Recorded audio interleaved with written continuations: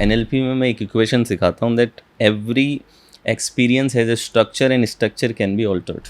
Future timeline. या future timeline ये एक ऐसी टेक्निक है जिस टेक्निक में आपको आपके 100th ईयर तक विजुअलाइज किया जाता है। तो ये एक बहुत ही डीप और लंबा प्रोसेस है। ये लगभग 28 मिनट का मेडिटेशन होता है। अनफॉर्चुनेटली हमें लोग ये सिखाते हैं कि इंटरव्यू में कैसे बोलना है, पब्लिक स्पीकिंग कैसे करनी है, मेहमानों के सामने कैसे बोलना है, लेकिन नोबडी टीचर्स खुद से कैसे बात करें।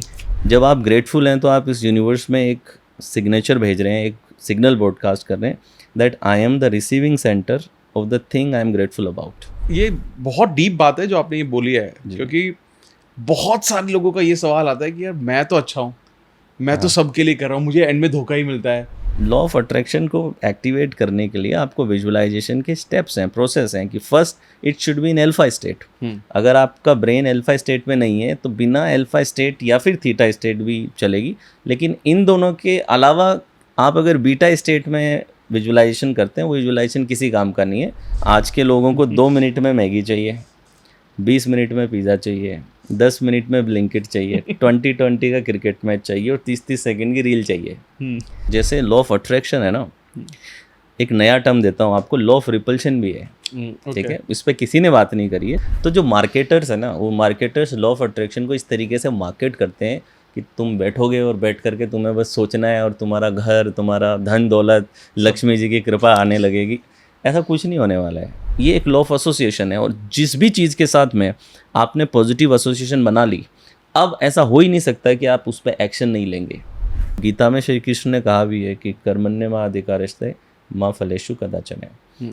लोग इसका मतलब समझते हैं कि कर्म करता जा, फल की इच्छा मत कर। ये गलत है। Hello guys, my name is Amit Kumar और आज हमारे साथ बहुत ही खास गेस्ट हैं डॉक्टर YSR, जो कि बहुत ही फेमस NLP कोच हैं। लॉ ऑफ अट्रैक्शन के बारे में बात करते हैं, मैनिफेस्टेशन के बारे में बात करते हैं और बहुत ही ज़्यादा एरियाज में लाइफ के ओवरऑल वेलनेस के बारे में बहुत ही अच्छा कंटेंट क्रिएट करते हैं। सर बहुत बहुत स्वागत है आपका। Thank you Amit, thank you for inviting me. Thank you. आज मैं बहुत एक्साइटेड हूँ क्योंकि कुछ लोग जो आपको बहुत दूर से दिखते हैं, आप उनको दूर से देखते हो और इम्प्रेस होते रहते हो उनका कंटेंट देखते हुए, उनके शोज देखते हुए।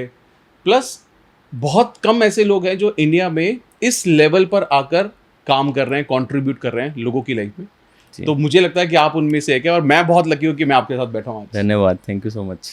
तो आज जो हमारा पॉडकास्ट है, इट इज़ ऑलवेज अबाउट, हम लॉ ऑफ अट्रैक्शन के बारे में बहुत बात करते हैं जी। एंड मुझे कहीं ना कहीं ये लगता है कि जो NLP है, जो हमारा माइंड है या जितनी भी प्रोग्रामिंग है, इट इज़ ये सब ना एक जैसी चीज़ें हैं और एक दूसरे से बहुत ज़्यादा कनेक्टेड हैं। तो हम उन एस्पेक्ट्स को कवर करने की कोशिश करेंगे ताकि ज़्यादा से ज़्यादा लोगों को हेल्प हो सके। श्योर। तो शुरुआत ये करते हैं कि शुरुआत में जानना चाहूँगा कि आपकी जर्नी से, कि आपने कैसे सोचा कि मैं एक NLP कोच बनना चाहता हूँ या बनूंगा। जी, तो कोई एक स्पेसिफिक मोमेंट तो नहीं है, but it is a progression. काफ़ी सारे चीज़ों का एक प्रोग्रेशन है जो अल्टीमेटली आपको उस तरफ धकेलता है। तो मुझे एक तो पढ़ाई का बहुत शौक़ रहा और पढ़ाने का भी बहुत शौक़ रहा। तो मैं 8th क्लास में भी ट्यूशन्स करता था और बच्चों को पढ़ाता था। तो एक तो मेरा पैशन था टीचिंग। दूसरी चीज़ ये थी कि मैंने एक बार एक इवेंट अटेंड किया था जो कि मेमोरी पे था। तो वो टेक्निक्स वगैरह मेमोरी की देख करके मुझे बड़ा आकर्षण हुआ कि यार ये तो बहुत अच्छी चीज़ है और सिखानी चाहिए। और उस इवेंट में लोग आके ऑटोग्राफ ले रहे थे, वो जो प्रेजेंटर थे उनके। तो ऐसा लगा कि यार ये तो बहुत ही अच्छी चीज़ है। मतलब कुछ लोग टेस्टिमोनियल दे रहे थे कि उनके मार्क्स कैसे बढ़े। तो इम्पैक्ट भी आ रहा था कि लोगों की लाइफ में कंट्रीब्यूशन हुआ है और एक इज़्ज़त भी मिल रही थी। और दोनों चीज़ें, और काम था पढ़ाने का और पढ़ाने में मेरा इंटरेस्ट ऑलरेडी था। बट मेरा सबसे बड़ा प्रॉब्लम था कि मैं एक स्टेज फोबिक लड़का रहा हूँ। तो पर्सनैलिटी मेरी बहुत इंट्रोवर्ट है। तो जो आप अगर बाहर सोशल मीडिया वेबिनार्स में देखते हैं तो वो सिर्फ जब मेरे पढ़ाने की बात आती है तभी मैं वैसा हूँ। अदरवाइज़ मैं बहुत कम सोशलाइज होता हूँ और बहुत कम इंट्रोवर्ट पर्सनैलिटी जो आज भी है। लेकिन एक स्टेज फोबिया मेरे लिए बड़ा एक प्रॉब्लम था, जो कि एक प्रकार का डिसऑर्डर भी आप कह सकते हैं कि मुझे अगर स्टेज पे जाने को आप बोल दें तो मेरे पैर कांपते थे और हार्ट बीट तेज होती थी, चेहरा लाल पड़ता था और मैं ब्लैंक हो जाता था बिल्कुल। ऐसी बिल्कुल नहीं लगता ऐसा सर। हाँ, अभी नहीं लगता लोगों को, मेरे दोस्तों को पता है, उनको ये नहीं लगता है कि ये कैसे बोल रहा है। उनको ये वाला वाईएसआर समझ नहीं आता कि ये कौन आ गया है। और जो अभी मुझे जर्नी में इस समय पे मिले हैं, उन्हें वो वाला वाईएसआर समझ नहीं आता कि वो क्या था। तो वो फोबिया बहुत रहा मुझे। तो शुरुआत में जैसे जैसे मुझे एनएलपी, न्यूरो लिंग्विस्टिक प्रोग्रामिंग जब मुझे पता लगी, तो इसने मेरे को फोबिया से डील करने में काफ़ी मदद करी। तब मैं कोई पढ़ा नहीं रहा था। मैंने अपनी टीचिंग की, कोचिंग करियर की शुरुआत मेमोरी से करी थी। जो मैंने मेमोरी टेक्निक सीखी या खुद अपनी बनाई, वो मैं शुरुआत में पढ़ाता था। एनएलपी नहीं पढ़ाता था, क्योंकि एनएलपी तो बहुत एडवांस सब्जेक्ट हो जाता है। तो मैं सिर्फ मेमोरी पे बात करता था, कंसंट्रेशन पे, एग्ज़ाम को कैसे, डर को कैसे डील करें, इन चीज़ों पे ही बात कर रहा था। फिर जब एनएलपी से मुझे मेरा फोबिया दूर होता हुआ नज़र आया और मेमोरी सीखते सीखते ब्रेन में ज़्यादा इंटरेस्ट जागा, और जब बात आपके ब्रेन की, जब आप एडवांस स्टडी में जाते हैं, तो फिर न्यूरो लिंग्विस्टिक प्रोग्रामिंग आपके जीवन में आई जाती है। तो इस तरीके से शुरुआत हुई कि पहले खुद को एक बेनिफिट मिला, शुरुआत में मेमोरी सिखा रहे थे, फिर एनएलपी पता लगी, फिर इसको सिंपल भाषा में कन्वर्ट भी किया, क्योंकि एनएलपी थोड़ा डिफ़िकल्ट सब्जेक्ट लगता है लोगों को, और ये आया भी, इसकी रूट थोड़ा थेरेपी और वहाँ से रूट आती है, इस वजह से थोड़ा सा कॉम्प्लिकेटेड लगता है लोगों को। तो बहुत समय तक इसको सिंप्लीफाई करने में काम किया कि एक देसी भाषा में, हिंदी एग्जाम्पल्स के साथ में, हिंदी लैंग्वेज में एक आम जनता तक पहुंचाया जा सके, इसको बिल्कुल सिंप्लीफाई करके, कि लोगों को लगे भी ना कि ये कोई न्यूरो लिंग्विस्टिक प्रोग्रामिंग एक ऐसा कुछ नाम हो, लगता है कि ना जाने कोई लैंग्वेज है क्या सॉफ्टवेयर की, ऐसा लगता है। तो उसको सिंप्लीफाई किया और फिर इसको पढ़ाना चालू किया। अरे अमेजिंग। तो जो लोग इस सब्जेक्ट के लिए नए हैं, हाँ, तो उनकी अंडरस्टैंडिंग के लिए आप बताइए कि एनएलपी एक्चुअली में क्या है, बेसिक जो लैंग्वेज जो आपकी बेस्ट है। बेसिक लैंग्वेज ये है कि न्यूरो मतलब आपकी न्यूरोलॉजी, यानी आपका ब्रेन, लैंग्वेज मतलब भाषा, और प्रोग्रामिंग का मतलब आपके जो फिक्स पैटर्न बने हुए हैं। तो न्यूरो लिंग्विस्टिक प्रोग्रामिंग बेसिकली क्या है कि अपने ब्रेन की लैंग्वेज को बदल के, कि आप किस तरीके से खुद से बात कर रहे हैं, अपने पैटर्न्स को समझ के आप अपने बिहेवियर्स और हैबिट्स को किस तरीके से बदल सकते हैं। तो ये है न्यूरो लिंग्विस्टिक प्रोग्रामिंग। तो अपने प्रोग्राम्ड बिहेवियर्स को, अपनी इंटरनल लैंग्वेज को चेंज करके अपने ब्रेन को कैसे रिवायर करें। सो बेसिकली एनएलपी हमें थॉट, इमोशंस और फीलिंग्स, इन तीनों को मास्टर करना सिखाती है। And how to master your thoughts, how to master your emotions and how to master your feelings. जब आप इन तीन चीज़ों को मास्टर करते हैं, तो then you can master your behaviours, your habits, your actions, then you can transform yourself. Amazing, amazing. अब मुझे एक चीज़, जैसे जब हम लॉ ऑफ अट्रैक्शन के बारे में बात करते हैं, तो वहाँ पर ये तीनों चीज़ें बड़ी इंपॉर्टेंट है। थॉट्स है, हमारी फीलिंग्स है, हमारी इमोशंस है, ये बड़े इंपॉर्टेंट रोल प्ले करते हैं। तो आपको क्या लगता है कि how NLP and law of attraction and manifestation, they are connected?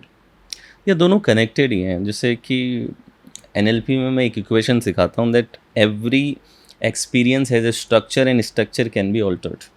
हर एक अनुभव का एक स्ट्रक्चर होता है और उस स्ट्रक्चर को बदला जा सकता है।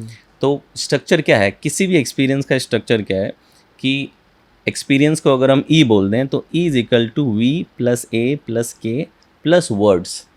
इसका मतलब हुआ, वी का मतलब विजुअल्स हैं आपके एक्सपीरियंस में, कुछ आवाज़ें हैं, साउंड्स हैं, कुछ फीलिंग्स हैं। के का मतलब एनएलपी में फीलिंग्स, इमोशंस आप बोल दें, फीलिंग्स हैं। और वर्ड्स का मतलब जो इंटरनल डायलॉग्स या टॉक चलती है, वो है सेल्फ टॉक, जो सेल्फ टॉक आप कहते हैं। तो जब भी आपके इंटरनल एक्सपीरियंस की बात हो रही है, तो इन चार चीज़ों के अलावा क्या है आपके एक्सपीरियंस में? हमारा एग्जिस्टेंस चार लेवल पे है। एक है एग्जिस्टेंस बॉडी, दूसरा एग्जिस्टेंस है माइंड, तीसरा है इंटेलेक्ट, और चौथी है कॉन्शियसनेस। ठीक है, चार लेवल पे एग्जिस्ट करते हैं हम लोग, body, mind, intellect and consciousness. तो ये जो बात की मैंने कि every experience is a structure, ये माइंड के स्तर की बात है कि आपके माइंड में, आपके एक्सपीरियंसेस में सिर्फ ये चार ही चीज़ें हैं। आप कहेंगे बिलीफ भी होते हैं माइंड में। बिलीफ क्या है? बिलीफ मतलब ए प्लस वर्ड्स ही तो हैं। बिलीफ में क्या है? साउंड्स हैं और सेंटेंसेस हैं। I can not do it क्या है? इसमें एक साउंड है और इसका एक शब्द है। तो आपके जितने भी बिलीफ हैं वो क्या है? वर्ड्स हैं, अंदर इंटरनल डायलॉग्स हैं। आप कहेंगे प्रोक्रेस्टिनेशन है। प्रोक्रेस्टिनेशन क्या है? डीप डाउन एक आवाज़ ही तो है, मैं अभी नहीं करूँगा, बाद में करूँगा। बिल्कुल सही। व्हेनेवर यू आर प्रोक्रेस्टिनेटिंग, आपके ब्रेन में एक आवाज़ का होना ज़रूरी है, मैं अभी नहीं, बाद में करूँगा। या तो इसमें ए है, ए और वर्ड्स को साथ में बोल सकते हैं आप, हालांकि दोनों में डिफरेंस होता है। जैसे साउंड में आप अगर एक हॉर्न बजाते हैं गाड़ी का, तो उसमें सिर्फ साउंड है, शब्द नहीं है, इसलिए दोनों को अलग अलग रखा जाता है। बट इन जनरल भाषा में जब हम ए बोलते हैं, तो मतलब सेंटेंस को हम रेफर कर रहे हैं, अदरवाइज ये दोनों डिफरेंट होते हैं। जैसे एक डॉग भौंक रहा है तो उसमें साउंड है लेकिन शब्द तो नहीं है, लेकिन अभी जो हम बात कर रहे हैं इसमें साउंड भी है और इसमें शब्द भी है, दोनों चीज़ें हैं। हालांकि गाड़ी के एग्जाम्पल में कई बार हॉर्न के साथ में शब्द भी निकलते हैं, डिपेंड करता है कि दिल्ली में तो हॉर्न की आवाज़ के साथ में शब्द, अच्छे सुनहरे शब्द निकलते हैं जहाँ पे आप सामने वाले के परिवार के बारे में इंटरेस्ट दिखाने लगते हैं। तो जो एक्सपीरियंस है वो इन 4 चीज़ों का बना है बस। तो लॉ ऑफ अट्रैक्शन की एनएलपी में कहाँ जगह है? लॉ ऑफ अट्रैक्शन का 2 बहुत इंपॉर्टेंट मुद्दे हैं, विजुअलाइजेशन और अफर्मेशन। तो इस इक्वेशन में V + A + K + वर्ड्स, इसमें जब आप V पे काम करते हैं उसे आप विजुअलाइजेशन कहते हैं, आप जब A पे काम करते हैं, A और वर्ड्स पे बात करते हैं, ये अफर्मेशन कहलाता है, और जब आप K पे बात करते हैं यानी कि जब आप अपनी फीलिंग्स और इमोशंस पे बात करते हैं तो वो आपका जो फीलिंग वाला पार्ट है अट्रैक्शन का, वो हो जाता है। तो जब लॉ ऑफ अट्रैक्शन है तो ये 3 चीज़ें साथ में आपके रहनी बहुत ज़्यादा ज़रूरी होती है। So this is how they are related. Amazing. ये बहुत मतलब मैं बहुत ही अलग तरीके से और बहुत ही आसानी से आपने समझा दिया कि लॉ ऑफ अट्रैक्शन के अगर इन इम्पॉर्टेंट इंग्रेडिएंट को अगर आप मिस करोगे तो शायद कंसर्न हो सकता है, क्योंकि ये कोर है आई थिंक एनएलपी के लिए भी शायद और लॉ ऑफ अट्रैक्शन के लिए भी। Amazing, nice. तो एक चीज़ कुछ ऐसी आप टेक्निक के बारे में शेयर कीजिए जिससे लोगों को लाइफ में मैनिफेस्टेशन की जर्नी में हेल्प हो सके।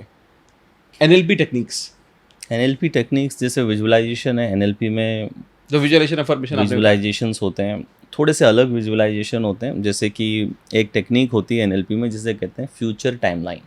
फ्यूचर टाइमलाइन ये एक ऐसी टेक्निक है जिस टेक्निक में आपको आपके 100th ईयर तक विजुअलाइज किया जाता है, 100वें साल तक आपको विजुअलाइजेशन कराया जाता है। तो इसमें एक आपकी टाइमलाइन, मेंटल टाइमलाइन क्रिएट की जाती है। जो टाइमलाइन आपका फ्यूचर है उस टाइमलाइन पे अलग अलग माइलस्टोन्स क्रिएट किए जाते हैं कि शुरू कहाँ से करेंगे, 2024 से करेंगे। सपोज 2024 आपका पहला माइलस्टोन है, इसमें फिर फ्रेम डाले जाते हैं सबकॉन्शियस में कि पहला फ्रेम देखिए। सपोज आप एक कोच हैं तो आप पहला फ्रेम देख सकते हैं कि आप एक इंडोर स्टेडियम में हैं, सेंटर स्टेज पे हैं, लोग उसके लिए तालियां बजा रहे हैं, एक वो इमोशन आपको एक्सप्रेस करवाया जाता है।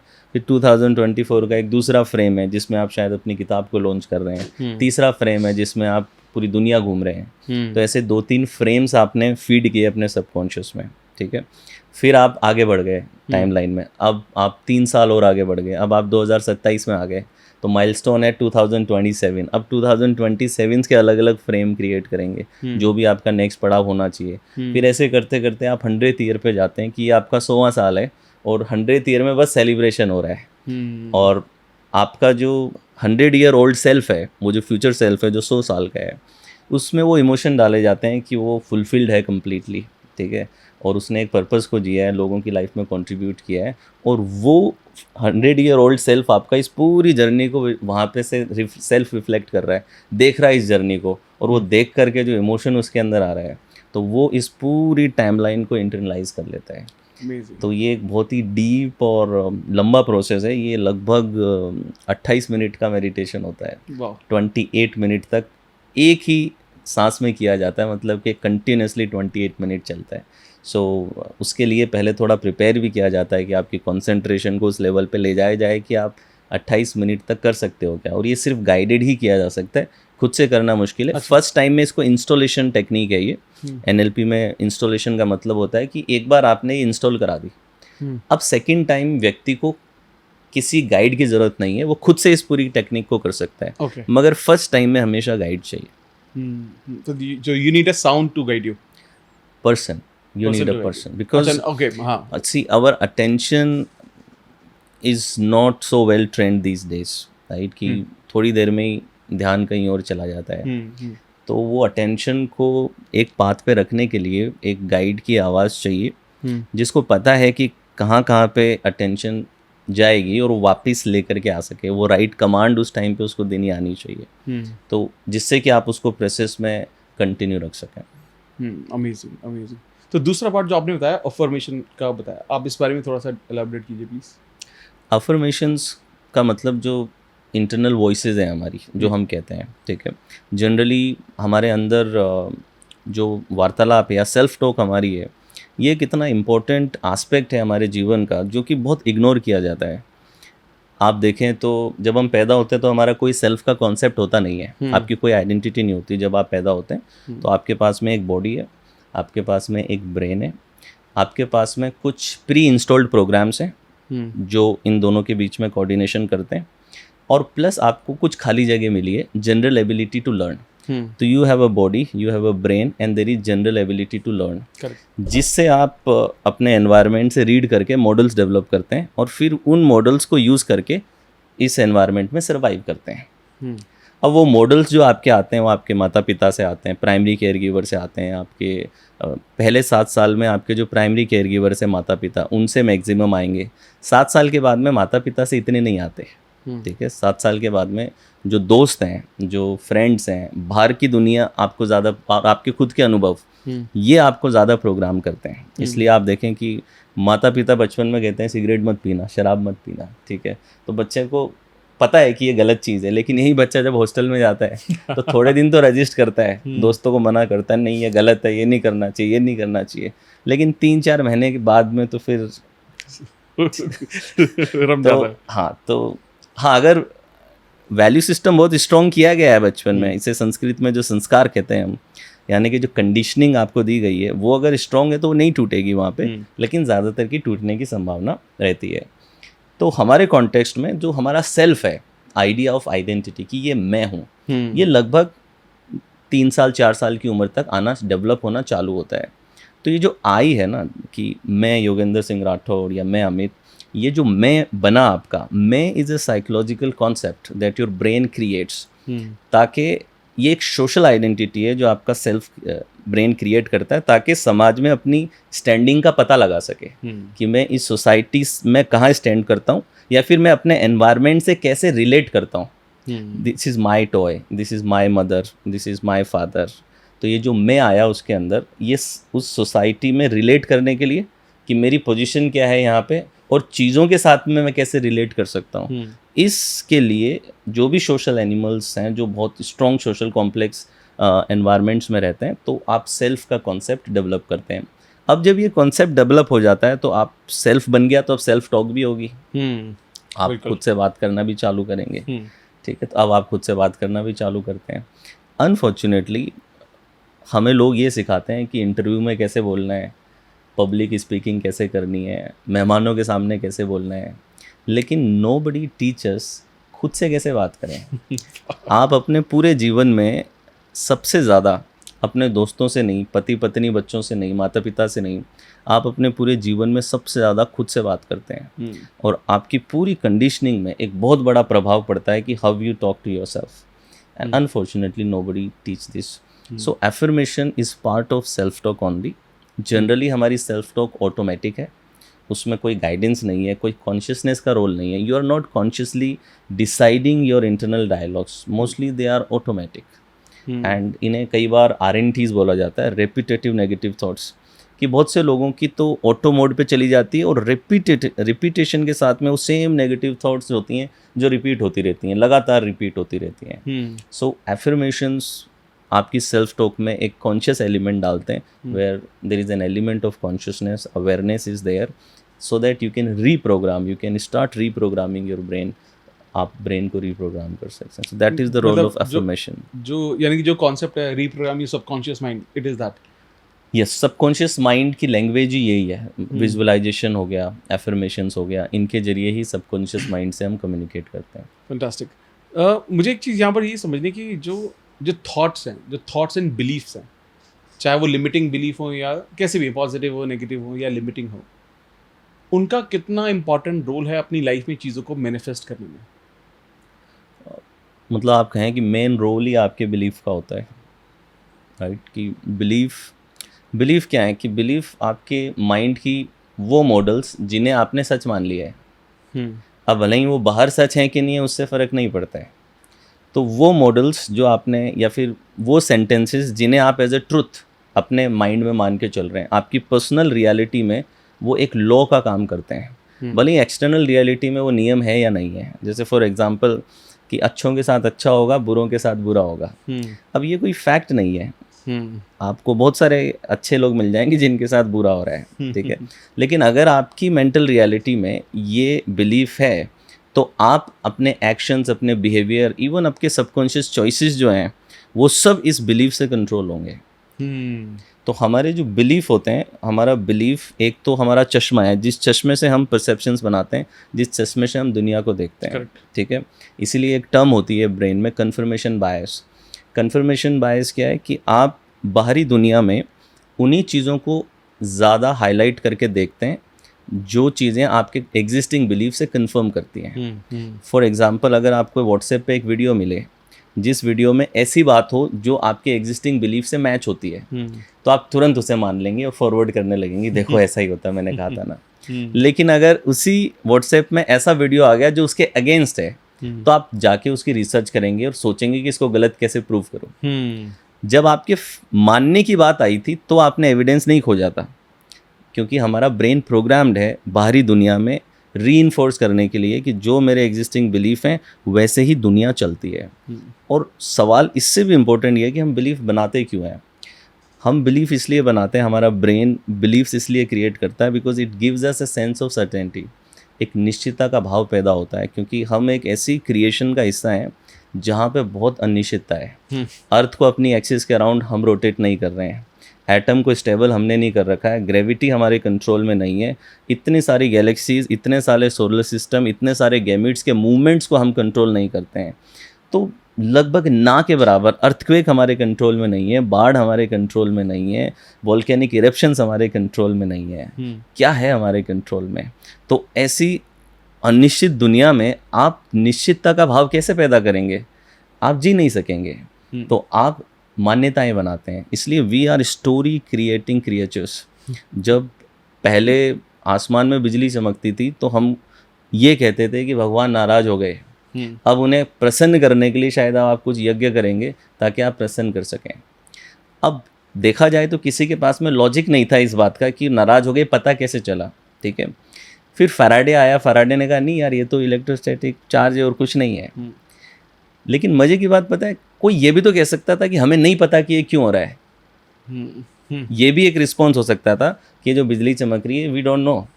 मगर क्यों कहानी बनानी ज़रूरी है? Our brain likes to create stories. This is called emotional logic, कि जहाँ पे आप एक कहानी बना के जस्टिफाई करना चाहते हैं, एक रीजनिंग डेवलप करना चाहते हैं कि ये चीज़ क्यों हो रही है, बिकॉज ये हमें एक सेंस ऑफ सर्टेनिटी देता है। अब बिलीफ दो प्रकार के होते हैं, एक होते हैं सपोर्टिव और एक होते हैं नॉन सपोर्टिव। सपोर्टिव बिलीफ वो हैं जो आपके गोल्स तक जाने में आपको प्रोपल्शन देंगे, मोमेंटम देंगे। नॉन सपोर्टिव वो हैं जो ऑब्स्टेकल क्रिएट करेंगे। तो आप सपोज आपका गोल है मैं अमीर बनना चाहता हूँ, ठीक है, और आपका बिलीफ है कि अमीर लोग बुरे होते हैं और आपका दूसरा बिलीफ है कि मैं तो अच्छा हूँ। तो now there is a conflict. अब अनकॉन्शियस लेवल पे जब तक ये कॉन्फ्लिक्ट रिजॉल्व नहीं होगी, आपके जितने भी कॉग्निटिव फोर्सेज हैं, आपके इंटरनल रिसोर्सेज हैं, आप उन रिसोर्सेज को इंगेज नहीं कर सकते। तो लॉ ऑफ अट्रैक्शन कैसे लगेगा जब आपकी वांट में तो है कि मैं अमीर बनना चाहता हूँ और आपका डीपर बिलीफ ये है कि मैं अच्छा व्यक्ति हूँ, और दूसरा बिलीफ ये है कि अमीर लोग बुरे होते हैं। या फिर आप ऐसे ले सकते हैं कि I want to become rich, मगर बिलीफ है that lucky people become rich, and दूसरा बिलीफ है I am not lucky.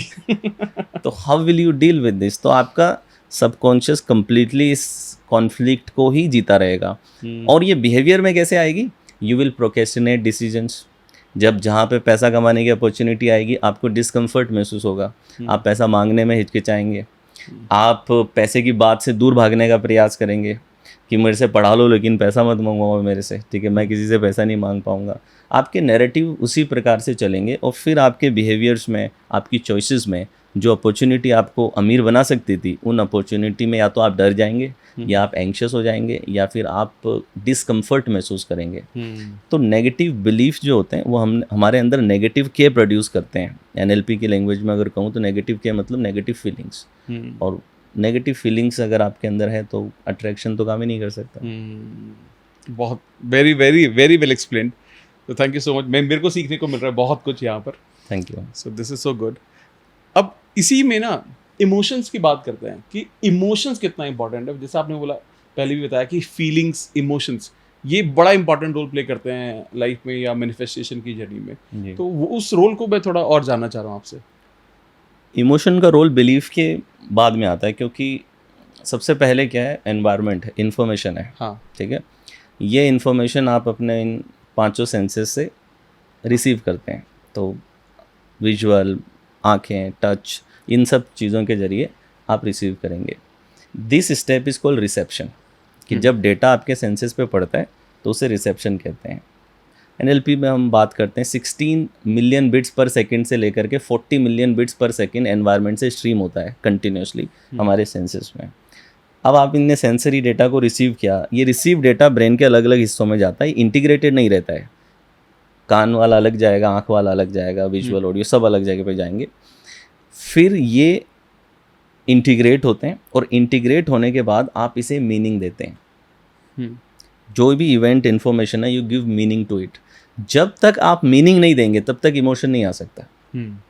Emotion तब आता है जब आप किसी भी इंफॉर्मेशन को मीनिंग पता कर सकते हैं। तो मैं अभी चाइनीज़ में अगर तुम्हें गाली दे दूं तुम्हारे अंदर कोई इमोशन, सिर्फ कन्फ्यूजन आ सकता है, मगर इमोशन कुछ नहीं आएगा। वही अगर मुस्कुराते हुए दे दूं तुम्हें लगेगा कि तारीफ करी होगी, राइट। तो आपको इमोशन पैदा करने के लिए इन्फॉर्मेशन का मीनिंग फाइंड आउट करना बहुत ज़रूरी है। और मीनिंग आपके बिलीफ से आता है, कि बिलीफ कैसे हैं आपके, वो बहुत हद तक कंट्रोल करते हैं कि आपका मीनिंग क्या मिलेगा। क्या आप तो उसको कैसे इंटरप्रेट करोगे, या इंटरप्रिटेशन आपका किस तरीके से रहेगा, राइट। तो आपने मीनिंग क्या दिया, तो आपके इंटरप्रिटेशन से मीनिंग पैदा हो गया, ठीक है। मीनिंग पैदा होने से इमोशन पैदा होता है, और फिर इमोशन के बाद में आती है फीलिंग। जब उस इमोशन को, इमोशन क्या है, एक इलेक्ट्रिकल इम्पल्स है, और वो आपकी बॉडी में रिफ्लेक्ट होती है as a heart beat, as a breathing change, या फिर बॉडी टेम्परेचर में चेंज होता है, ब्लड प्रेशर में चेंज होता है, ठीक है। फिर आप फीडबैक लूप में रहते हैं, फिर ये जो बढ़ा हुआ हार्ट बीट है इसको आप वापस प्रोसेस करते हैं, जिससे और डर पैदा होता है और हार्ट बीट तेज होती है, और ये पूरी एक विशियस साइकिल आपकी बन जाती है।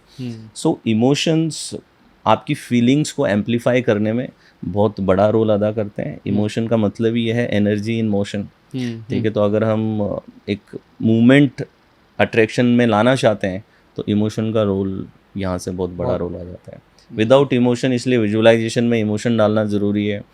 आप अगर कोई ग्रैटिट्यूड एक्सरसाइज करें, उसे महसूस करना बहुत ज़्यादा ज़रूरी है। आप एफर्मेशंस करें तो इमोशन होना ज़रूरी है। विदाउट इमोशन कोई इम्पैक्ट नहीं होगा।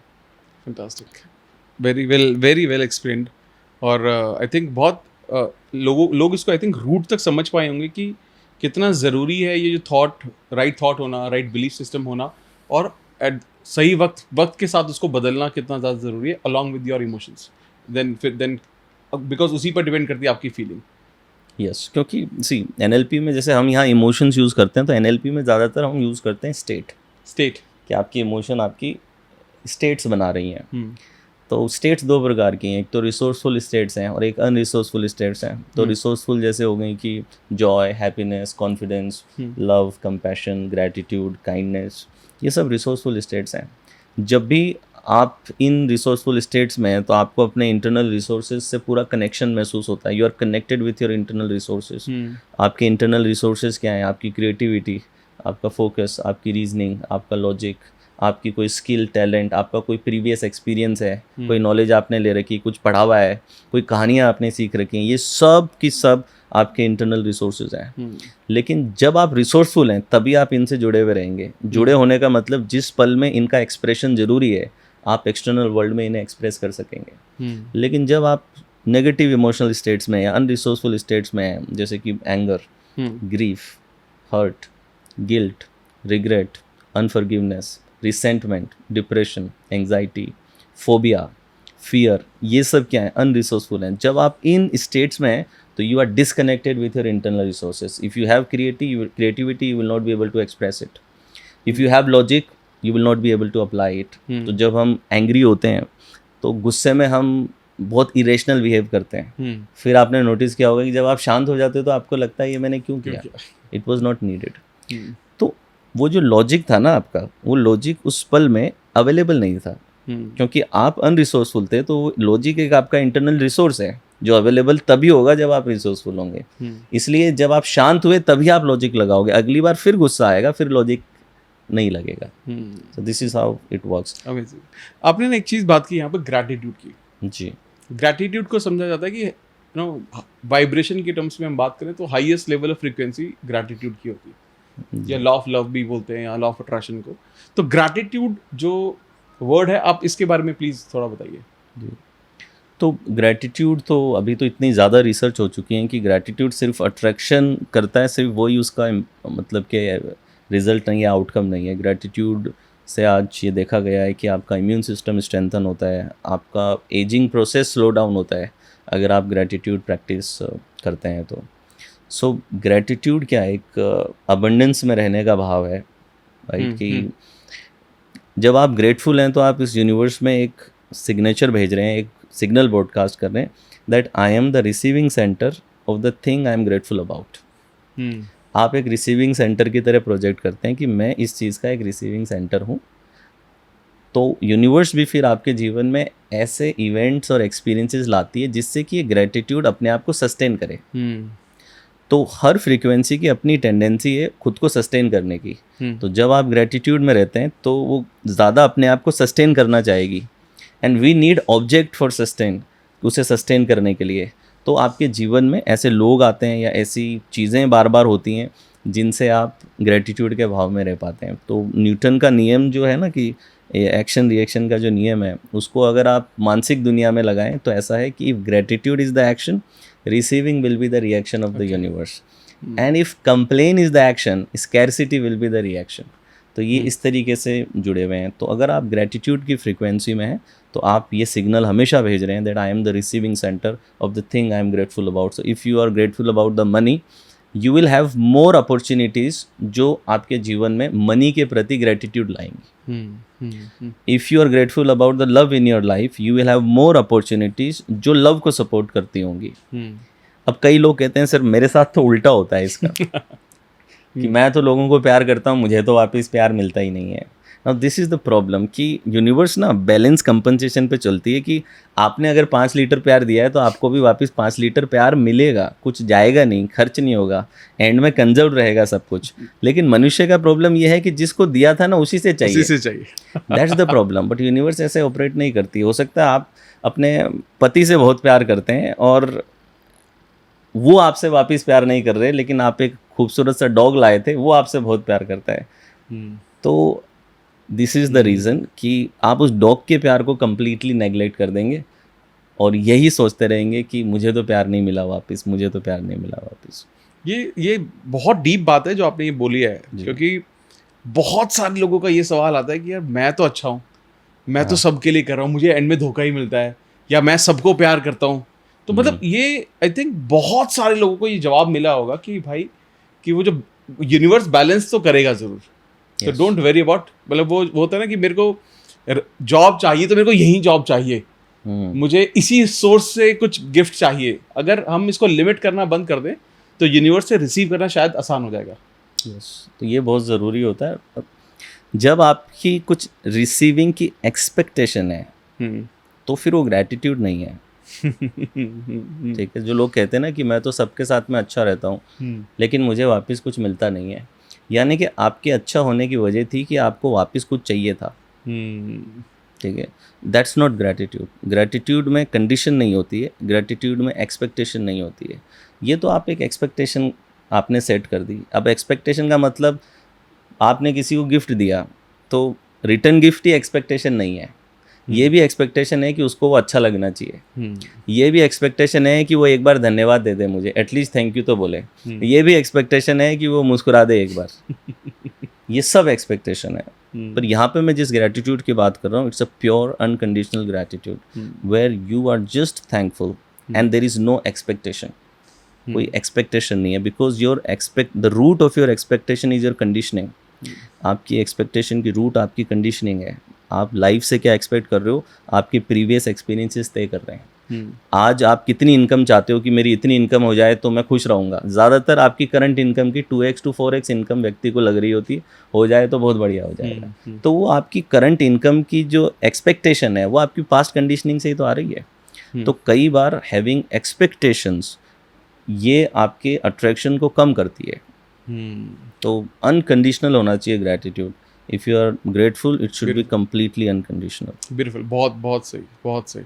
एक चीज़ यहाँ पर थोड़ा इसमें ऐड ऑन कीजिए आप कि बेस्ट वे ग्रैटिट्यूड को प्रैक्टिस करने का क्या है, किस तरीके से रोज डेली लाइफ में ग्रैटिट्यूड को प्रैक्टिस कर सकते हैं?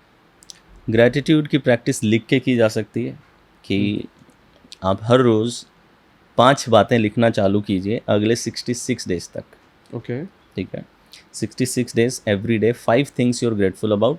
हर रोज़ 5 नई चीज़ें होनी चाहिए, रिपीट कुछ नहीं करना है।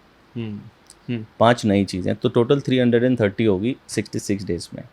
ये एक बहुत ही अच्छा तरीका है, मगर साथ में फीलिंग होनी चाहिए कि जो भी आप लिख रहे हैं कि suppose I am thankful to my parents, so you should feel that, इसलिए आप रीज़न लिखो साथ में। I am thankful to my parents because of this and this. तो जब आप बिकॉज लगाते हैं तो आपको रीज़न मिलता है, रीज़न मिलने से आपके अंदर फीलिंग आने के चांसेस हैं।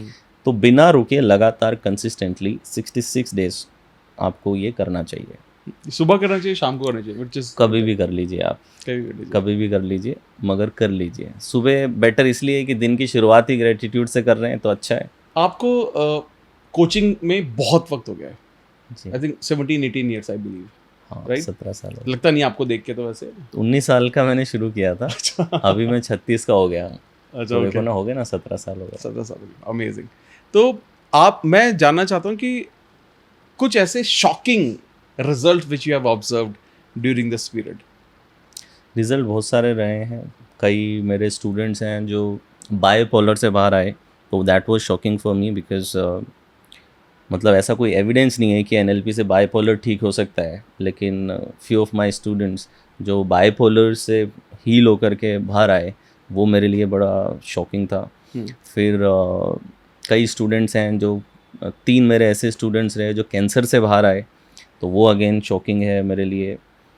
तो ऐसे रिजल्ट्स मुझे, जो पेन से लोग निकल कर के आ गए, वो ज़्यादा शॉकिंग लगते हैं। बाकी रिजल्ट वाले हैं, कईयों ने गाड़ियाँ बनाई हैं, बंगले बनाए हैं, कई करोड़पति बने हैं, वो सब चीज़ें हैं। मगर जब ऐसा कुछ आप बीट करते हो जहाँ पे ऑड्स बहुत कम है, मतलब कि परसेंटेज बहुत कम है कि आप ये कर सकोगे, फिर जब वो लोग कर लेते हैं तो वो शॉकिंग लगता है। अमेजिंग। बहुत सारे जैसे आप बहुत सारे लोगों को कोचिंग कर रहे हैं और अलग अलग तरह के लोगों को आप देखते हैं, ऑब्जर्व करते हैं, कोच करते हैं, तो आपको क्या लगता है कि क्या कॉमन रीज़न है जिसकी वजह से कोई भी एक पर्टिकुलर इंसान वो मैनिफेस्टेशन को पूरा नहीं कर पाता, मैनिफेस्टेशन लॉ ऑफ अट्रैक्शन पर काम नहीं कर पाता? सबसे बड़ा रीज़न तो है डाउट। ओके। डीप पर अनकॉन्शियस लेवल पे कोई ना कोई नेगेटिव बिलीफ, लिमिटिंग बिलीफ पड़ा है उस गोल को लेकर के। जो आप देखें, कई लोग कहते हैं ना कि मेरे लिए तो अट्रैक्शन उल्टा काम करता है। ये उल्टा इसलिए काम करता है कि आपने एक ऐसा गोल तय किया है जिस गोल पे आपको पूरा विश्वास नहीं है। और अब अट्रैक्शन के नियम में क्या है कि आप जितनी बार विजुलाइज कर रहे हो, आप सिर्फ गोल को विजुलाइज नहीं कर रहे हो, आप उससे जुड़ा हुआ जो डाउट है उसे भी विजुलाइज कर रहे हो। सो जितनी बार आप अपने गोल को विजुलाइज कर रहे हो, एम्पलीफाई कर रहे हो, आप अपने डाउट को भी एम्पलीफाई कर रहे हो। So that is going to obstruct your success. तो गोल ऐसा सेट करना चाहिए जिसके प्रति आपका 100% फेथ और विश्वास है। तो सबसे पहला रीज़न तो सेल्फ डाउट होना या फिर एक लिमिटिंग बिलीफ होना, ये सबसे बड़ा कारण है। दूसरा, प्रोसेस सही नहीं होता कई लोगों का। जैसे आप अगर विजुलाइजेशन करते हैं तो visualisation is not day dreaming. कई लोग डे ड्रीमिंग को विजुलाइजेशन, कि मैं दिन में आराम से बैठा हूँ कि ओहो लॉटरी लग गई है, गाड़ी आ गई है, बंगला बन गया है, विदेश यात्राएं हो रही हैं। This is not visualisation, right? This is day dreaming. ये वो मुंगेरी लाल के सपने हैं। तो डे ड्रीमिंग से कुछ नहीं होगा। लॉ ऑफ अट्रैक्शन को एक्टिवेट करने के लिए आपको विजुलाइजेशन के स्टेप्स हैं, प्रोसेस हैं कि first it should be in alpha state.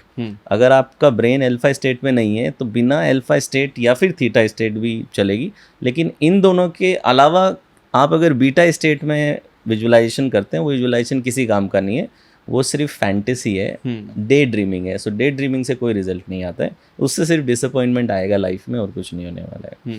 So process नहीं पता होता। दूसरा कारण, लोग गलत तरीके से करते हैं, राइट फ्रेमवर्क नहीं है कि अल्फा स्टेट में होना ज़रूरी है, फिर इमोशन इंड्यूस करना ज़रूरी है, फिर बाद में विविड होना चाहिए, जितना कलरफुल और विविड है, क्योंकि सबकॉन्शियस, एनएलपी में इसे बोलते हैं सब मॉडलिटीज़, कि किसी भी विजुअल में कैसा कलर, उसकी ब्राइटनेस, उसके शेप, साइज, फॉर्म, वो कितना एक्टिव है, ये सब मॉडलिटीज़ कहलाती हैं। तो सब मॉडलिटीज़ अगर स्ट्रॉन्ग नहीं है तो सबकॉन्शियस इंगेज नहीं होता है उसके अंदर। तो सब मॉडलिटीज़ स्ट्रॉन्ग होनी चाहिए, इमोशनली प्रोवोकिंग होना चाहिए, सिर्फ इमेज नहीं होनी चाहिए, एक्शन ओरिएंटेड, आप कुछ एक्शन लेते हुए होनी चाहिए उसके अंदर, तब वो काम करेगा। तो ये कुछ रूल्स हैं विजुअलाइजेशन के, अगर इन्हें बिना फॉलो किए कोई व्यक्ति सिर्फ वांटिंग कर रहा है, वांटिंग से कुछ नहीं होगा। और तीसरा इम्पेशेंट होता है, बहुत ही तुरंत रिजल्ट चाहिए, तुरंत रिजल्ट चाहिए, तुरंत रिजल्ट चाहिए। तो कहते हैं ना कि हम लोग इंस्टेंट ग्रेटिफिकेशन का शिकार हैं, कि आज के लोगों को 2 मिनट में मैगी चाहिए, 20 मिनट में पिज़्ज़ा चाहिए, 10 मिनट में ब्लिंकिट चाहिए, 20-20 का क्रिकेट मैच चाहिए और 30-30 सेकंड की रील चाहिए। जगह ही नहीं है समय देने के लिए, धैर्य के लिए जगह नहीं है, तो इम्पेशेंट है।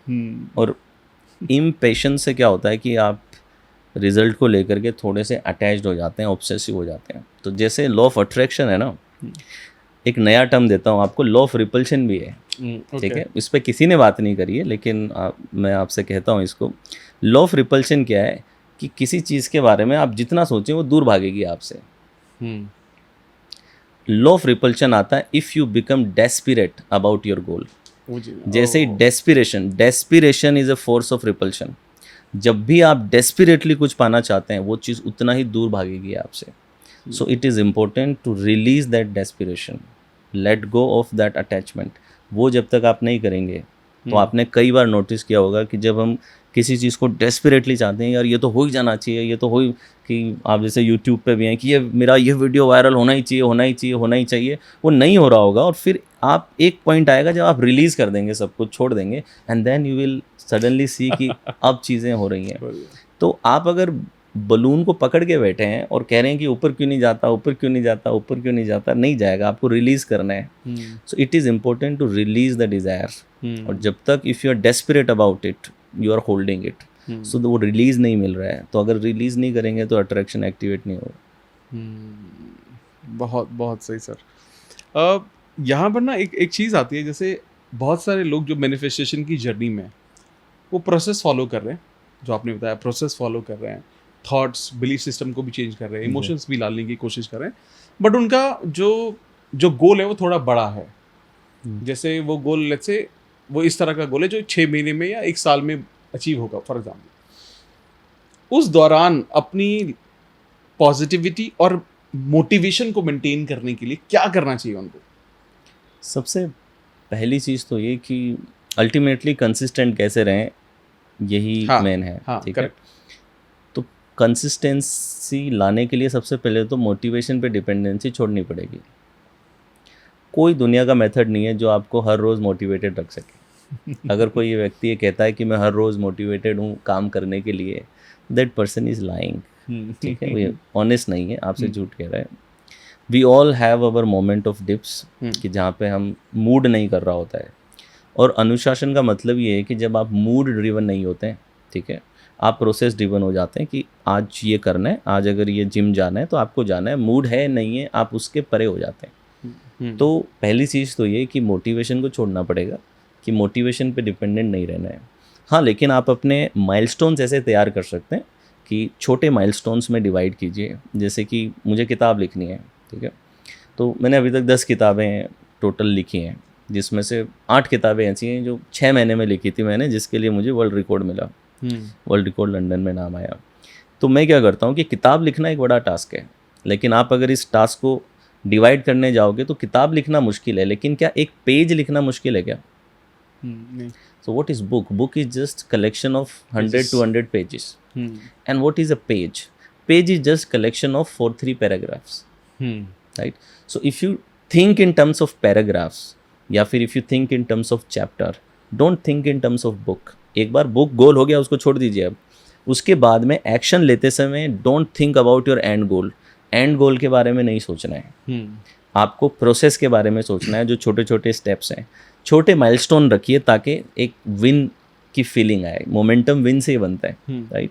तो मोटिवेशन से ज़्यादा मोमेंटम ज़रूरी है, कि एक मोमेंटम क्या फीलिंग है कि मैं आगे बढ़ रहा हूँ, स्टेप मैं आगे की तरफ जा रहा हूँ। वो मोमेंटम ज़्यादा ज़रूरी होता है मोटिवेशन से।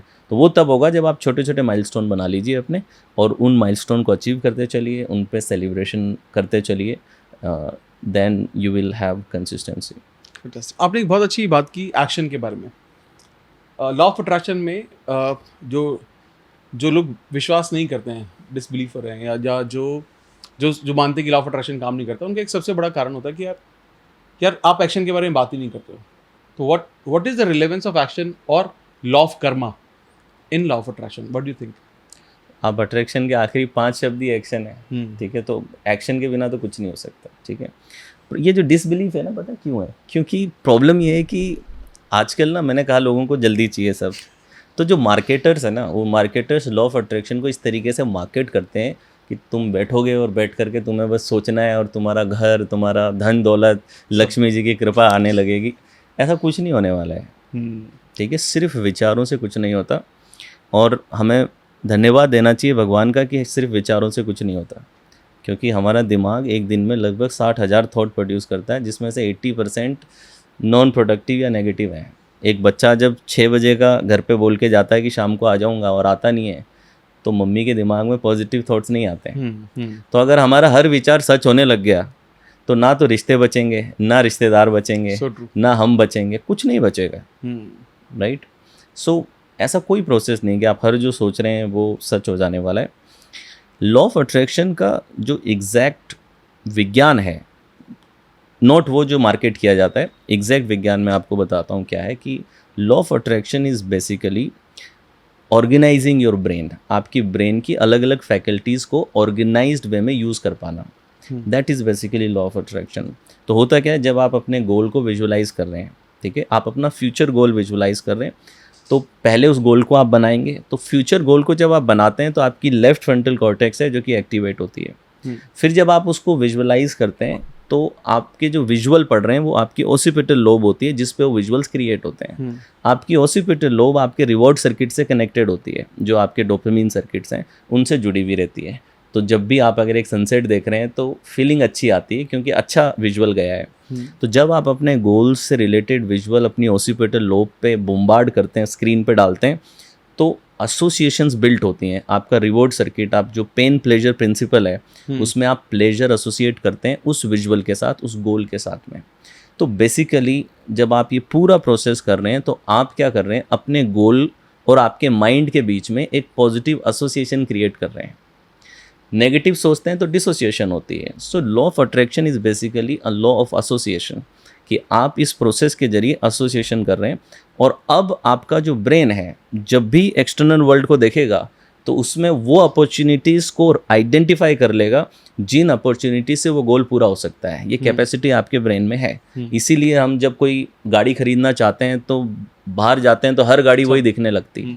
तो ऐसा नहीं हुआ कि आपके गोल लेने से गाड़ी की बिक्री बढ़ गई है, सेल बढ़ गई है, वो पहले भी थी, मगर हम डिलीट करते हुए चलते हैं। जो आपके इंटरनल फोकस में नहीं है उसको हम एनवायरनमेंट से डिलीट कर देते हैं, क्योंकि मैंने कहा कि 16 मिलियन बिट्स से 40 मिलियन बिट्स आ रहा है। आप सबको प्रोसेस नहीं करेंगे, कुछ आप फिल्टर करते जाएंगे।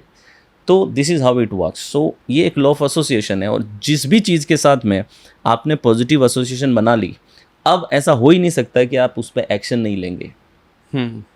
तो एक व्यक्ति जिसकी सिगरेट के साथ में एसोसिएशन बन गई, आप उसको कहीं भी छोड़ दीजिए, वो सिगरेट ढूंढ लेगा और एक शराबी बोतल ढूंढ लेगा। आप उसे गुजरात ड्राई स्टेट में भेज दीजिए, वो जाते ही सबसे पहले, आप 10 साल से रहते होंगे, आपको कोई आज तक कोई पैडलर नहीं मिला होगा, उसको पहले दिन मिल जाएगा, वो ढूंढ लेगा।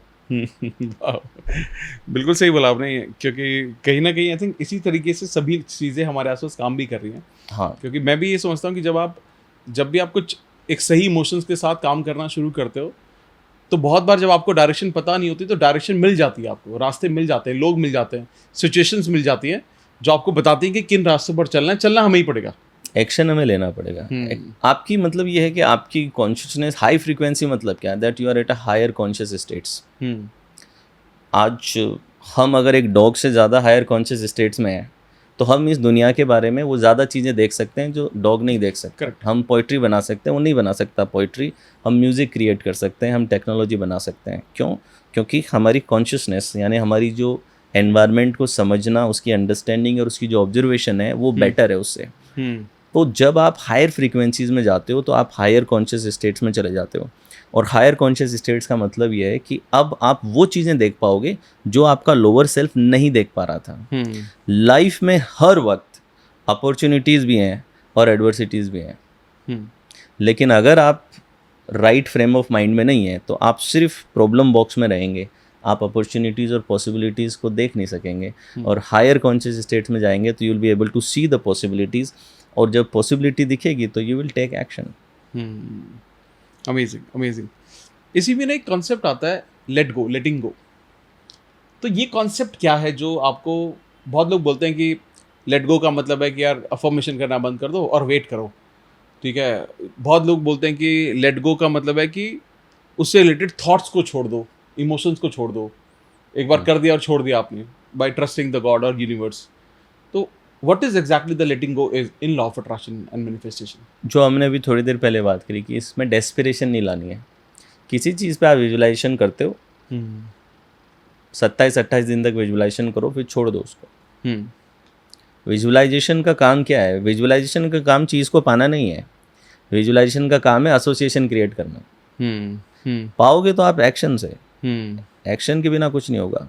तो विजुअलाइजेशन का काम है एसोसिएशन। 27 से 28 दिन में एसोसिएशन बन जाती है। एक बार एसोसिएशन कर दिया, एसोसिएशन का मतलब कि विजुअलाइजेशन के दौरान स्ट्रॉन्ग फीलिंग्स पैदा हो रही हैं। अगर वो फीलिंग्स पैदा होना चालू हो गई हैं 27-28 दिन में, स्ट्रांगली आ जाती हैं, उसके बाद में छोड़ दीजिए। आपको विजुअलाइजेशन करना नहीं है, रोज़ नहीं करना है, ना अफर्मेशन करना है ना विजुअलाइजेशन करना है, उसको छोड़ दीजिए बस। ये है लेट गो का मतलब, कि रोज़ उसको पकड़ के नहीं बैठना है। वो जो मैंने कहा कि गुब्बारे का धागा पकड़ के रखे हुए हो और फिर कह रहे हो कि ये ऊपर नहीं जाता है। और थॉट्स क्या चलने चाहिए उस दौरान जब आप लेट गो करते हो? थॉट्स कुछ नहीं चलने चाहिए, उस गोल के बारे में कोई थॉट नहीं चलना चाहिए। आपका पूरा का पूरा जो फोकस है, आपका पूरा गेम सिर्फ जो प्रोसेस है उसके ऊपर आपको रखना है। एक्शन पर फोकस, एक्शन पे, जो प्रोसेस आपने डिज़ाइन किया Okay. उस पर फोकस करना है। जैसे कि आपको आम उगाना है, सिंपल सी बात है, ठीक है, कि आपको एक आम का पेड़ उगाना है, तो लगभग मेरे ख्याल से 3-5 साल के अंदर वो उगता है। तो आपने डिसाइड किया कि मुझे आम चाहिए, हो गया ना अब ये डिसीजन। अब जब आपने एक बार बीज बो दिया, अब आपको आम नहीं सोचना है, अब आपको खाद सोचना है, सनलाइट सोचनी है, पानी सोचना है। ये आपका थॉट होना चाहिए अभी। आम आपके थॉट में नहीं रहना चाहिए। और गीता में श्री कृष्ण ने कहा भी है कि कर्मण्येवा अधिकारस्ते माँ फलेषु कदाचन है। लोग इसका मतलब समझते हैं कि कर्म करता जा, फल की इच्छा मत कर। ये गलत है। इसका मतलब है कि कर्म करना आपके अधिकार में है, फल आपके अधिकार में नहीं है। तो फल की इच्छा करना नहीं है ये, इसका मतलब है कि आपके कंट्रोल में काम है, आपके कंट्रोल में आउटकम नहीं है। ये है इसका मीनिंग। तो एक बार आउटकम आपने तय कर दिया, विजुलाइज कर दिया, and then start doing the process. जो प्रोसेस है उस प्रोसेस पे आप काम कीजिए, वो आपको करना चाहिए। फैंटास्टिक। अगर कोई भी पर्सन अपनी मैनिफेस्टेशन की जर्नी शुरू कर रहा है तो उसको क्या प्रोसेस करने चाहिए so that it doesn't become so hectic for them कि इतना सारा लिखना भी है, इतनी सारी विजुअलाइजेशन भी करनी है क्या? क्योंकि बहुत सारी टेक्निक्स अवेलेबल है, बहुत कुछ है। तो बेसिक चीज़ से क्या शुरुआत कर सकता है? सबसे पहला तो ये तय करें कि आपको चाहिए क्या। एक बहुत इम्पोर्टेंट गोल तय कीजिए, क्योंकि बहुत सारा काम, अगर आपने राइट गोल लिया है ना, तो बहुत सारा काम आपका वहीं सॉर्ट आउट हो जाएगा। ज़्यादातर हम एक ऐसा गोल ले लेते हैं जो गोल डीपली मीनिंगफुल नहीं है हमारे लिए। मीनिंगफुल गोल्स वो होते हैं जो हमारे डीपर वैल्यूज़, जो हमारी कोर वैल्यूज़ होती हैं, उन कोर वैल्यूज़ के साथ में अलाइनमेंट में रहते हैं। हम ज़्यादातर कौन से गोल ले लिया कि सपोज़ आपके आसपास 4 इन्फ्लुएंसर ने वीडियो बनाया और वो वायरल होने लगे, तो आपने कहा मैं भी करूँगा। आपके 4 दोस्तों ने बिज़नेस चालू किया, आपने कहा मैं भी बिज़नेस खोलूँगा, ठीक है। या फिर शार्क टैंक के 2 एपिसोड देख के सोच लिया कि मैं भी स्टार्टअप कर लेता हूँ। जो गोल किसी एक्सटर्नल प्रेशर की वजह से दबाव में आके या किसी के कहने पे आप ले रहे हैं, उन गोल्स में मेरा ये मानना है अट्रैक्शन कभी काम ही नहीं करेगा, नो मैटर आप क्या कर लें। आपको अगर सही में शुरुआत करनी है तो सबसे पहले अपनी कोर वैल्यूज़ को आइडेंटिफाई कीजिए और ऐसा गोल चूज़ कीजिए जो प्योरली अलाइनमेंट में है आपके वैल्यूज़ के साथ में। तो जब आपका गोल का जो पर्सनल मीनिंग है वो आपको क्लियर रहेगा, तो फिर बाद में विजुअलाइजेशन करते समय एक्साइटमेंट भी होगी, इमोशन भी होगा, एफर्मेशन करते समय भी बहुत इमोशन भी होगा। और बहुत सारी टेक्निक्स हैं, मगर आप एक राइट वे से विजुअलाइज करें और एफर्मेशन करें, ये 2 टेक्निक मोर देन इनफ है। अगर गोल अलाइनमेंट में है तो वैल्यूज़ के साथ में अलाइनमेंट में होना चाहिए। अगर दबाव में आके कर रहे हो तो फिर हमेशा there will be some part inside you जो फुल्ली कन्विंस नहीं होगा उस गोल से। Amazing amazing. इसके अलावा मुझे आप कुछ बुक्स रिकमेंड कर सकते हैं जिसके थ्रू लोग NLP के बारे में, अपने ब्रेन को समझने के बारे में उस न्यूरो साइंस के समझने के बारे में और लॉ ऑफ अट्रैक्शन को समझने के बारे में थोड़ी नॉलेज ग्रास्प कर सकते हैं। आपकी फेवरेट किताबें? किताबें तो मैंने कम पढ़ी हैं, लेकिन एक तो मेरी ही पढ़ लो, secrets of the limitless mind है, ग्रेट। वो भी पढ़ सकते हो। I think and grow rich, Napoleon Hill की जो किताब है वो अच्छी किताब लगती है। फिर द सीक्रेट है, जो बिगिनर लेवल पे है उनके लिए रोंडा बर्न की द सीक्रेट किताब जो है वो अच्छी किताब है। हाँ, ये 2 किताबों से एटलीस्ट शुरू करो, और पढ़ने से ज़्यादा इम्प्लीमेंटेशन है, बिकॉज कई बार नॉलेज तो लोग बहुत इकट्ठी कर लेते हैं लेकिन उस पर एक्शन नहीं लेते हैं। तो नॉलेज कितनी भी इकट्ठी कर लेना, अगर इम्प्लीमेंट नहीं करोगे तो कुछ नहीं होने वाला है। तो इस चीज़ का ख्याल रखना है कि ज़्यादा किताबें पढ़ने से, कि कई लोग जो कहते हैं 100 किताबें पढ़ता है CEO, या इस तरीके से ज़्यादा किताबें पढ़ने से रिज़ल्ट नहीं आएंगे। रिज़ल्ट आएंगे उन किताबों से जो आपने सीखा, उसको इम्प्लीमेंट क्या किया। तो मैंने किताबें कम पढ़ी हैं, लेकिन मैं किताब अगर पढ़ता हूँ तो मेरा एक रूल है कि जैसे ही मेरे को 2 या 3 एक्शन स्टेप मिल गए कि ये चीज़ मैं अप्लाई कर सकता हूँ, मैं उस किताब को छोड़ देता हूँ। फिर मैं नहीं कर पड़ता, क्योंकि फिर मैंने पढ़ा तो भी उसका कुछ फ़ायदा नहीं होने वाला है। 1 या 2 3 से ज़्यादा मैं अप्लाई भी नहीं कर सकूँगा। तो इम्प्लीमेंटेशन, जब आपको मिल गया कि ये 2 बातें पता चल गई मुझे, ये इम्प्लीमेंट करनी है, तो आपको कर लेना चाहिए, फिर बाद में उसको इम्प्लीमेंट कर दो बस। अमेजिंग। थोड़ा आप अपनी किताब के बारे में बताइए ना, मतलब वो क्या, किस चीज़ पर ज़्यादा है? क्या लोगों को उसमें NLP की डीप नॉलेज मिलने वाली है? ब्रेन के बारे में समझेंगे, क्या समझेंगे लोग उसमें? NLP का डीप नॉलेज तो नहीं मिलेगा, बट इस किताब में मैंने 17 ऐसे ब्लॉकेजेस की बात की है कि जो आपको लिमिटलेस होने से रोकते हैं। ओके। जैसे आपके नेगेटिव बिलीफ हो गए, आपका डर हो गया, आपकी इंस्टेंट ग्रेटिफिकेशन की जो आदत है वो हो गई, आपका चेंज के प्रति जो रेजिस्टेंस है, आपका कंफर्ट जोन में रहने की जो आदत है, ऐसी लगभग 17 चीज़ें हैं जो आपको ब्लॉक करती हैं। आपको लिमिटलेस होने का पोटेंशियल है आप में, लेकिन ये 17 चीज़ें हैं जो आपको ब्लॉक कर रही हैं। तो ये कौन सी हैं और इनमें से निकलने के उपाय क्या हैं, उस पर बात करिए। तो ये किताब इंग्लिश में है, हिंदी में है क्या? इंग्लिश में अवेलेबल है। इंग्लिश में अवेलेबल ओके, हिंदी में भी करवाइए, हमारे बहुत सारे लोग हिंदी में भी सुनना चाहते हैं। हाँ, हिंदी में अभी नहीं आई है, बट हाँ इंग्लिश में अवेलेबल है। तो इस किताब का लिंक मैं I would love to give in the description, क्योंकि कहीं ना कहीं क्योंकि मैं एक चीज़ समझता हूँ, मैं बहुत किताबें पढ़ता हूँ जी, तो मैं एक चीज़ ये समझता हूँ कि जब कोई भी ऑथर किताब लिखता है तो वो अपनी पूरी ज़िंदगी की सारी लर्निंग उसमें डाल देता है, राइट। और वो मुझे लगता है वो एक इतना बड़ा शॉर्टकट है ना किसी भी सक्सेसफुल इंसान से सीखने का। ट्रू। तो आई थिंक आपकी किताब पढ़नी चाहिए, और मैं खुद डेफिनेटली पढ़ना चाहूँगा आपकी किताब। Thank you. एंड लोग पढ़ना चाहेंगे तो डेफिनेटली वो लिंक से इसको देखकर एक बार समझ सकते हैं। चलिए, ग्रेट, थैंक यू। अब मुझे एक चीज़ बताइए आप, कि अगर लोग आपसे पर्सनली कनेक्ट करना चाहते हैं तो कहाँ कर सकते हैं? YSR_official मेरा इंस्टाग्राम ID है। ओके। तो वहाँ पे आप कनेक्ट हो जाइए। वहाँ से मेरा लिंक ट्री का लिंक है बायो में, वहाँ से मेरा कोई भी प्रोग्राम में रजिस्टर करना हो, ईमेल भेजना हो, पॉडकास्ट सुनना हो, सब कुछ वहाँ पे मिल जाएगा। और मैं पर्सनली भी सिर्फ एक ही चैनल पे एक्टिव रहता हूँ, तो इंस्टाग्राम आई हैंडल पर्सनली, तो उसमें मैं एक्टिव रहता हूँ। तो YSR_official पे लोग कनेक्ट कर सकते हैं। Fantastic, great. Final words to our audience जो अपनी मैनिफेस्टेशन की जर्नी में, तो उनके लिए फाइनल टिप क्या हो सकती है? फाइनल टिप ये दूंगा कि मैनिफेस्टेशन एक जर्नी है, तो इसको एक जर्नी की तरह लीजिए। पेशेंस के बिना ये जर्नी कवर नहीं हो पाएगी। तो इम्पेशेंट ना होइए, डेस्परेट ना रहिए अपने गोल्स के प्रति, ईज़ में रहिए, वो ज़्यादा ज़रूरी है। और जितना हो सके ऐसे गोल तय कीजिए जो गोल आपके लिए एक पर्सनल मीनिंग रखते हो। वो सिर्फ चेक कीजिए कि किसी बाहरी ट्रिगर की वजह से तो नहीं ले ली मैंने, मेरे अंदर से उस गोल का सोर्स आ रहा है या सोर्स कहीं बाहर है। अगर बाहर है तो वो इतना ज़्यादा वर्दी नहीं होगा, आपके अंदर से अगर आ रहा है तो ऐसे गोल्स आप तय करेंगे तो आप ज़्यादा सफल होंगे। Amazing. So thank you so much for this. And मैं सच में, मैं हमेशा ही बोलता हूँ ये बात, लेकिन वापस से मेरे दिल से निकल रहा है कि मैं खुद बहुत कुछ सीख कर आपसे जा रहा हूँ आज।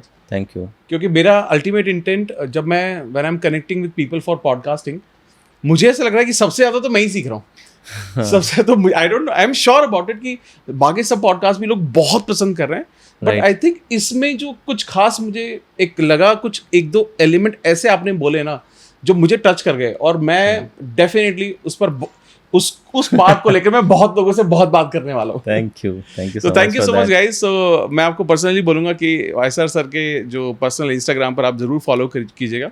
उनकी किताब का लिंक मैं डिस्क्रिप्शन में डाल दूंगा, आप डेफिनेटली पढ़िए, मैं भी पढ़ूंगा और मैं उसके बारे में अपने यूट्यूब चैनल पर और इंस्टा पर ज़रूर बात करूंगा, तो उसका वेट कीजिएगा आप। उसके साथ साथ आप अगर चाहते हैं कि अगर कोई और लॉ ऑफ अट्रैक्शन के बारे में बात करने के लिए हमारे चैनल पर आए, तो मुझे कमेंट करके ज़रूर बताना, और इस पॉडकास्ट का ओवरऑल एक्सपीरियंस प्लीज़ ज़रूर शेयर करना। जल्दी मिलते हैं और भी बेहतरीन पॉडकास्ट के साथ। Thank you so much.